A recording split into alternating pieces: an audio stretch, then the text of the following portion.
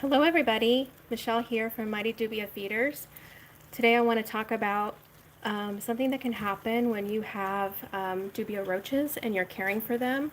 This is more for those who want to do breeding for the reptiles, amphibians, and more.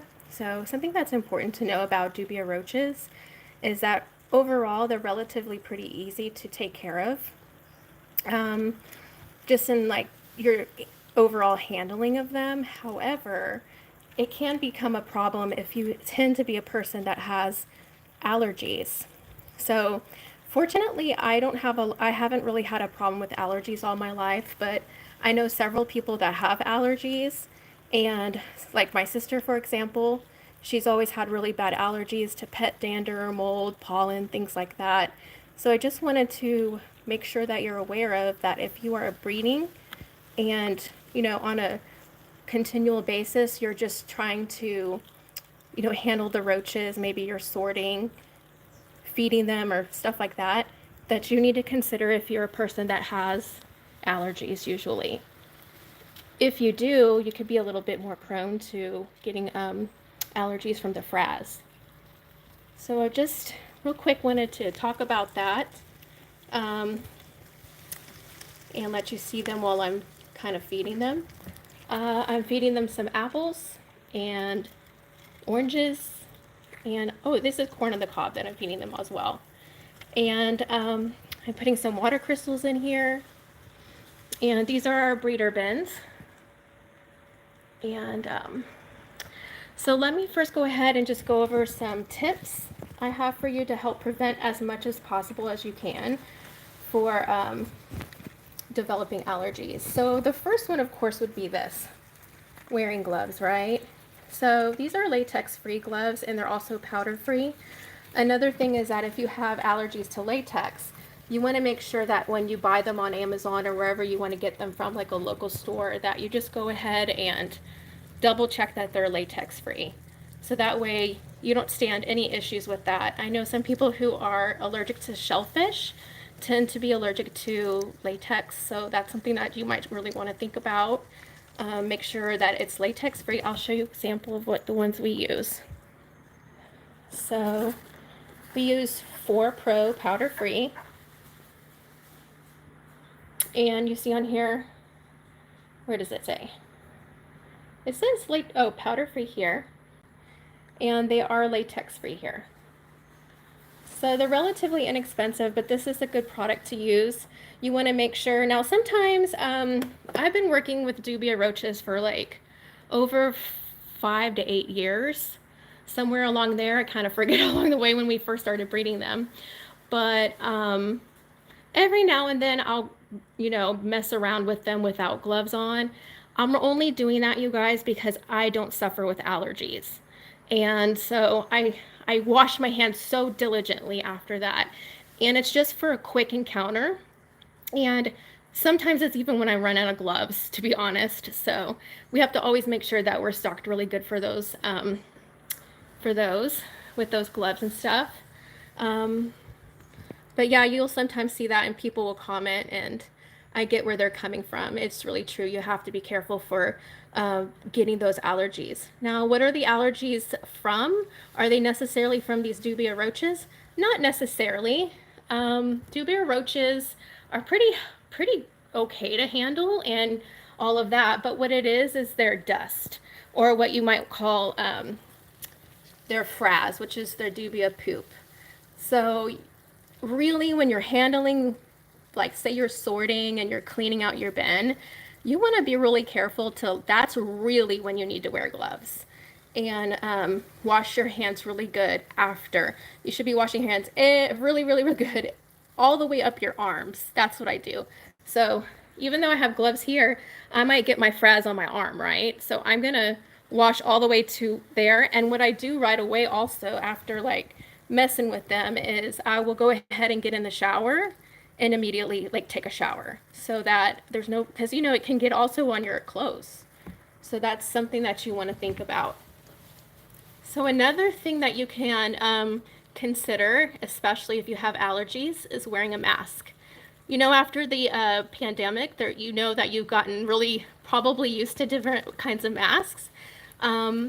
I am a nurse, so of course there's just regular masks that you can wear, but there are N95 masks. So guys, you were in Texas, and I'm like in 100-degree, almost outside of my garage. So huffing and puffing, sorry about that.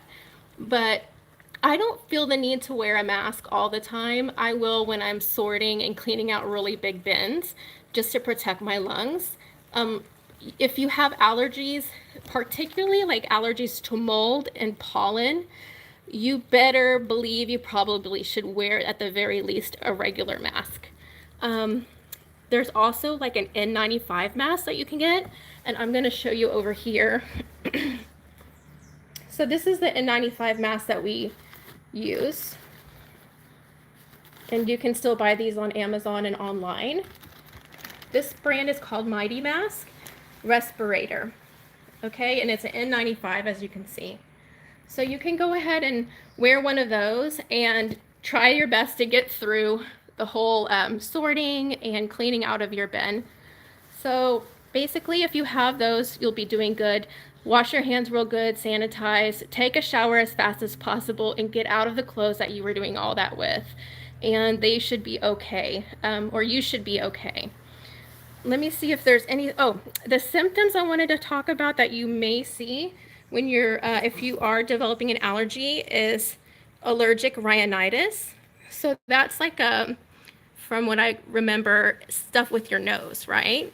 So if you're usually like having issues with like your nasal passages and things like that, you may find a difference that you're starting to have that more reaction when you start working with the bugs. So look out for that.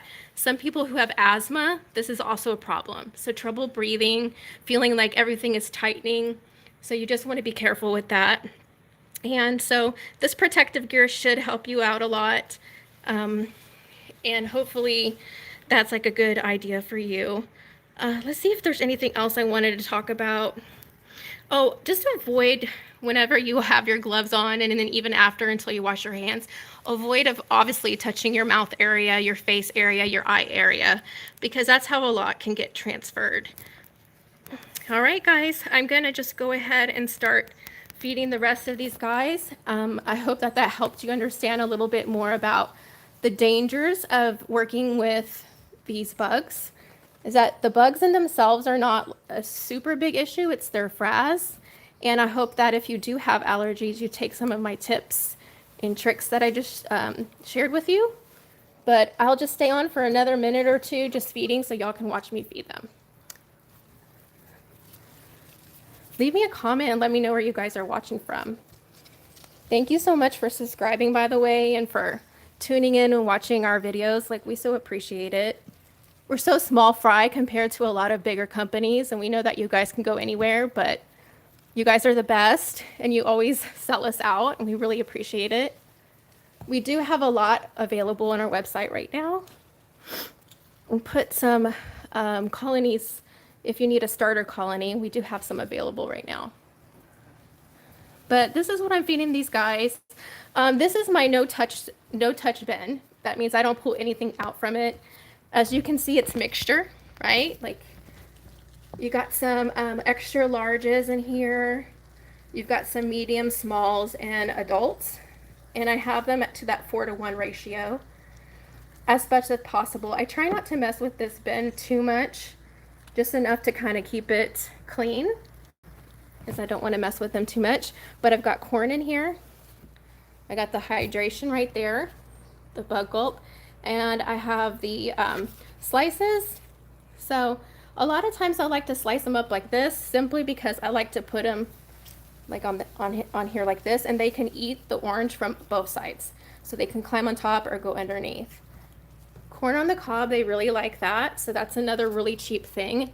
I don't know about you guys, but oh gosh, groceries are expensive and fruit is so expensive. So like, you kind of do what you can afford. Of course, organic is always better, right? But if you can't afford that, then you can't afford that. So you do your best and feed them every few days, every 2 to 3 days. They always need to have some roach chow. And I say that as I don't have any right here right now, but I'm about to go make a huge batch. We've been having people buying them constantly, and we're having to make it constantly. And of course, we love that. We appreciate it. Thank you, you guys. But I need to go ahead and like make some more in my blender. So now when you guys order from us a colony, it comes from this bin.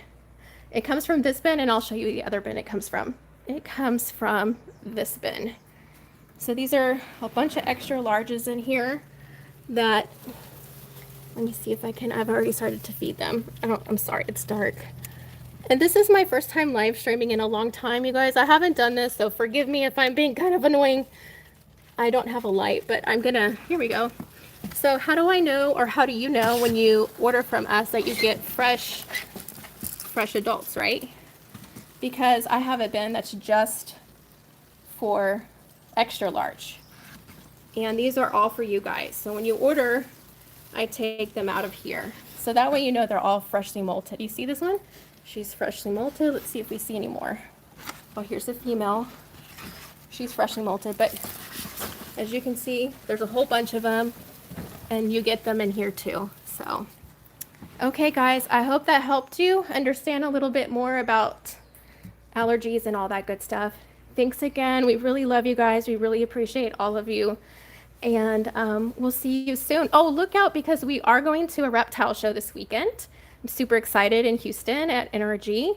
And we're going to do some filming there. There is a community post right now that you can vote like what you'd like to see. I think it's reptiles, well, lizards, snakes, tarantulas, and frogs or amphibians. So let us know if there's something else you want to see that you'd like us to highlight. And Gio and I are going to be getting in the, I don't know, the next month or two, a chameleon. And we're super excited. We're going to get hopefully a veiled chameleon. So we are looking forward to that. And we're going to be doing some terrarium builds and filming those. So make sure you subscribe and like this so that YouTube knows that we are fun to watch. Thanks again, you guys. You have a blessed day. Bye-bye.